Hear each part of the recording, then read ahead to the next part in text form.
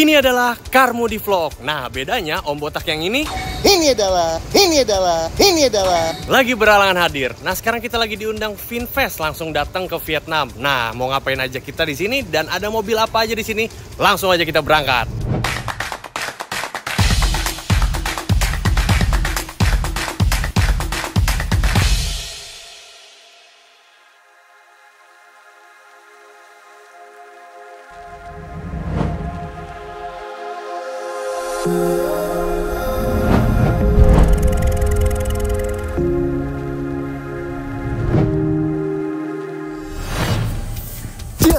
Nah, sekarang kita lagi ada di kantor Finfast di Hai Phong, Vietnam. Dan Finfast akan bawa mobil apa aja sih di tahun ini untuk pasar Indonesia? Ini dia line up-nya.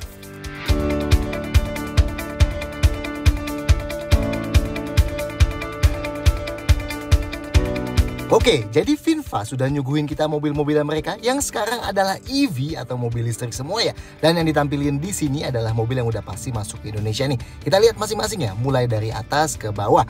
Pertama ada Finfast VF7. Ini adalah SUV medium berukuran panjang 4,5 meteran dan lebar 1,9 meter kurang sedikit. Bentuknya sendiri kelihatan kayak SUV ke kupe-kupean ya, dengan atap yang melekuk turun di bagian belakangnya. Dan bagian belakangnya sih cakep nih, kita suka ya, kelihatan seksi-seksi gimana gitu ya. Beberapa sentuhan unik, misalnya velgnya 20 inci, handle pintunya pakai model yang flush atau rata gini, dan bagian depannya, well kayak model Finfast lainnya ya, dengan lampu panjang yang menyerupai huruf V. Nah, kabarnya di Indonesia nanti VF7 ini bakal main di segmen harga 600 jutaan ya. Ya kita tunggu deh, katanya bakal meluncur di tahun ini juga kok. Ini interiornya ya, kelihatan dibuat fokus ke driver ya, dengan head unit 12,9 inci yang lebih miring ke sebelah kiri itu. Transmisinya pakai model switch ala pesawat ya, di bawah AC tengah, dan tanpa instrumen cluster ya, lebih simple. Dia pakainya head-up display aja. Dan ini joknya ya, dia 5-seater tentunya. Di Vietnam sendiri, VF7 tersedia dua opsi ya. VF7S yang FWD atau yang penggerak roda depan, dan VF7 Plus yang AWD yang punya baterai 75,3 kWh. Klaim jarak tempuhnya sampai 431 km dan 0-100 km per jam yang bisa ditempuh dalam 5,8 detik. Yang bakal masuk Indonesia nanti yang mana? Kita tunggu aja nanti lah ya. Lanjut, VF6. Nah, ini adalah SUV compact ya, dengan panjang 4,2 meteran dan lebar 1,8 meteran. Tapi dibanding VF e34 yang punya dimensi mirip-mirip, di sini bakal kita bahas ya. VF6 ini dinikmatin di level yang lebih tinggi ya, dengan interior yang lebih premium, baterai lebih besar, dan motor yang lebih kuat. Tapi eksteriornya dulu ya. Depannya ini dibuat mirip banget sama SUV super compactnya ya, Finfast VF5. Tapi dengan garis V-nya itu lampu ya, kalau di VF5 kan chrome aja. Sedangkan sampingnya masih cukup sedikit kelihatan profil SUV kekupeannya ya, dengan atap yang sloping dan pilar C yang kayak tersambung garis ke belakang. Dan ini belakangnya juga dengan jendela yang kecil, pintu bagasi yang cenderung tinggi, dan lampu berbentuk V yang memanjang sampai 3/4 ke sampingnya. Nah, dalamnya kelihatan premium nih ya, kayak di VF7. Ini yang paling ngebedain dia dengan VF e34 ya. Nah, di VF6 ini head unit horizontal 12,9 inci juga, dan kontrol transmisinya di bawahnya. Dan setirnya pun mirip di VF7 ya. Dan ini jok depannya, dan ini jok belakangnya. 5-seater juga ya VF6 ini.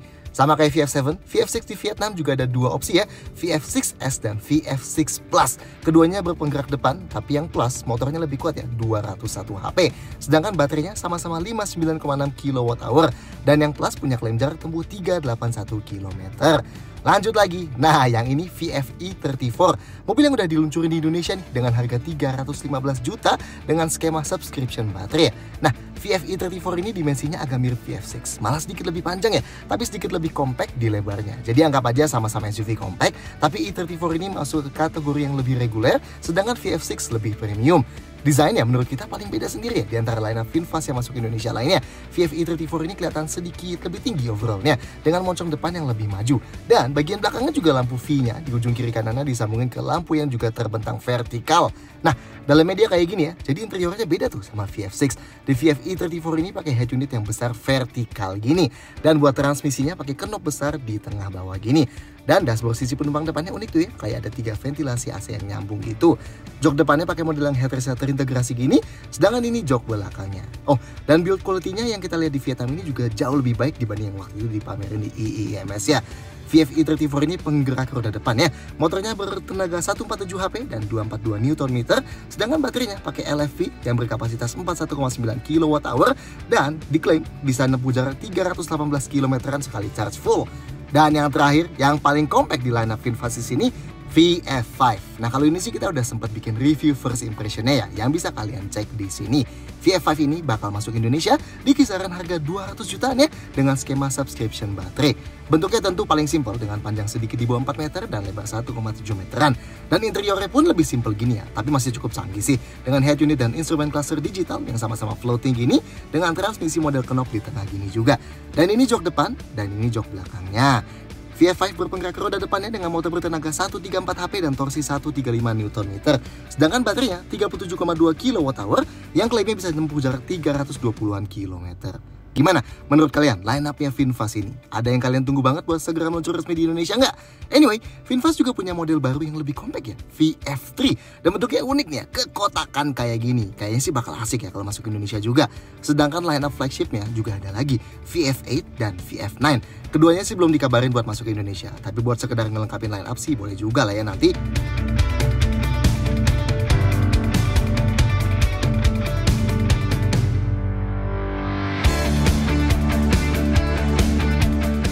VinFast nggak cuma ngundang kita ke Vietnam buat lihat mobil-mobilan mereka. Karena kalau cuma gitu doang sih, kita juga udah lihat ya line-up ini di IIMS tahun lalu. Tapi kita mau langsung lihat pabriknya juga nih ya di sini, tempat buat produksi langsung mobil listriknya. Yes, VinFast nantinya bakal bangun pabrik juga di Indonesia. Tapi sekarang kita lihat juga ya, yang aslinya di Vietnam. Anyway, pabrik yang kita lihat ini posisinya di Haiphong, Vietnam ya.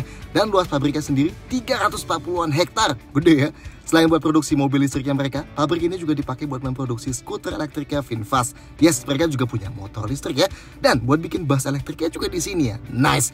Oke, pabriknya ini dibagi ke 4 proses utama ya. Pertama, di workshop body press yang luasnya 1,5 hektar. Nah, di sini dilakuin proses stamping ya, atau proses pencetakan coil atau lembaran besi ataupun aluminium dengan cara di-press. Nah, ini nanti bakal jadi panel pintu, kap mesin, dan panel-panel lainnya lah ya.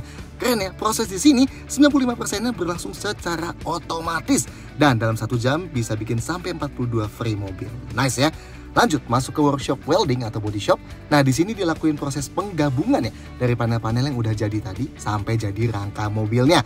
Dan di sini banyak banget robot-robotnya nih. Katanya ada sampai 1.400 robot. Nice ya. Selanjutnya ada workshop painting atau pengecatan. Sesuai namanya ya, ini buat ngecat bagian-bagian mobilnya. Dan terakhir adalah workshop general assembly atau perakitan. Di sini frame mobil yang udah jadi tadi dan dicat bakal dipasangin sama interiornya, rodanya, dan baterainya pun bakal dipasang di sini juga ya. Baru deh kalau udah lewatin proses-proses tadi, mobilnya bakal dilakuin quality control alias proses QC buat memastikan produknya bakal aman pas diterima konsumen.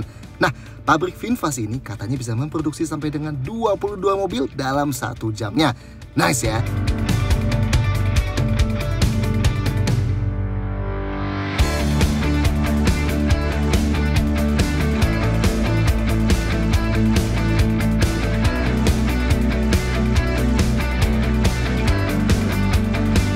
Oke, terakhir, buat yang belum tahu, VinFast sendiri itu dimiliki sama sebuah grup konglomerat swasta terbesar di Vietnam ya, yang disebut Vingroup. Nah, selama kita di Vietnam, VinFast ngasih lihat nih, sebesar apa sih skalanya Vingroup di sana.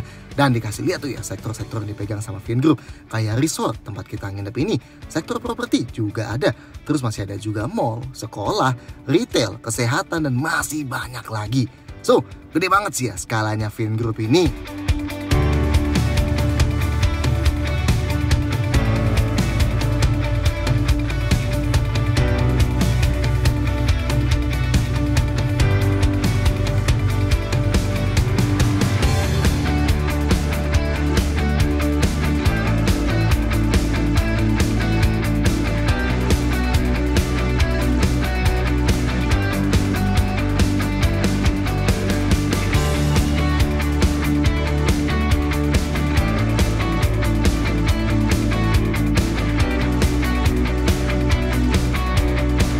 So, gimana menurut kalian line up mobil VinFast yang akan masuk ke Indonesia ini? Tulis di kolom komentar ya. Dan jangan lupa like, share, dan subscribe channel YouTube Car Mode Indonesia supaya nggak ketinggalan video-video kayak gini lainnya. See you next time!